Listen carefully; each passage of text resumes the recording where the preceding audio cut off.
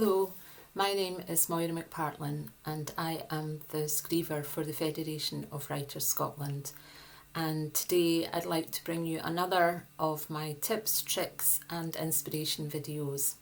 It's a short video today. It's going to be a book review, and the reason I'm giving you a book review is because this is a book that I have recently returned to, and I return to it often, and I thought it might be quite a good idea to talk to you about the book and also about why I return to the book so often. The book is Writing Down the Bones by Natalie Goldberg. It's the first writing book that I ever bought and read, and it's one that I do return to all the time. Natalie Goldberg is an American writer. She lives in New Mexico and she still runs residencies all over the United States. The book was published in 1986. So why am I bringing you a book that's so old to the table? Well, I think for me it's because it is the book that I return to time and time again.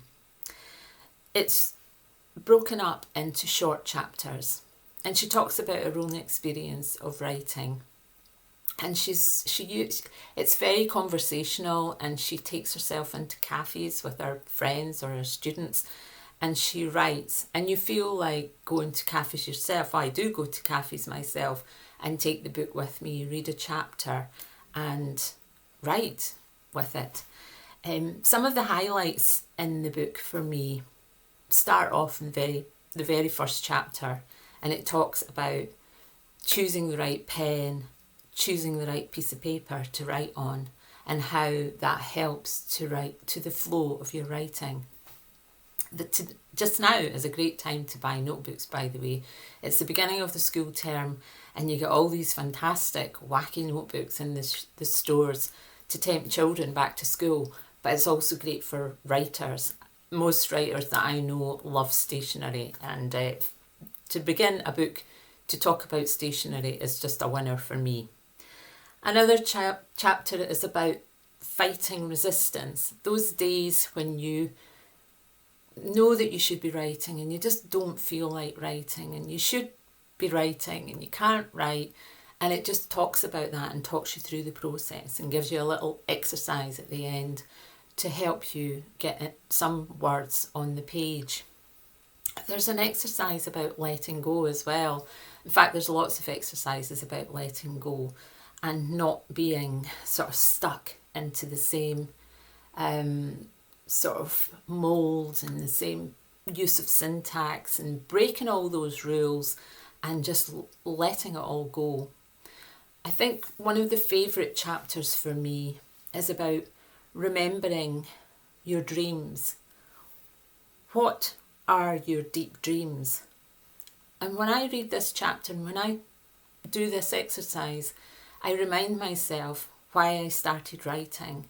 And I think that's an important thing to do, to continually revisit that ask, why am I writing? So the reason really that I remembered this book and I'm using this book at the moment is that I've recently got a bit stuck with my own writing. I'm working on a big work in progress. It is a non-fiction, fiction, poetry, all merged into one. It is historical and it requires lots and lots of research, more research than I've ever done with a book before. When I first started the project, I was passionate about it. I was really loving it, loving all the writing, loving all the research.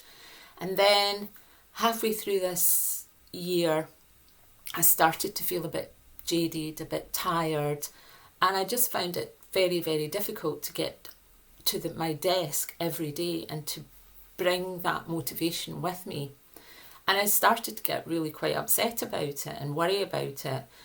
And then I told myself, be kind to yourself.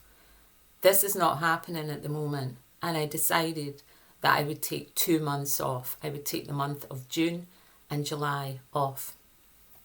And that's what I've done.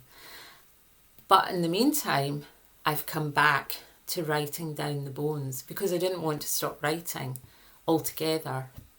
And that's exactly what I've done. I've taken the book with me into my local town, Stirling. I've sat in cafes, I've read through the chapters, and I've been writing. And I've been writing poetry, I've been writing blog posts, I've been writing short stories, and it's all starting to come back a little at a time. So I think, and that includes my energy. So I think that is really why, even after all these years, the book is actually quite yellow and the pages are quite yellow. It's so old, but I just always keep coming back to it. Most libraries have this book, so I would encourage you to go and seek it out or borrow it from someone else. I think you may even have it yourself and maybe just haven't looked at it for a wee while.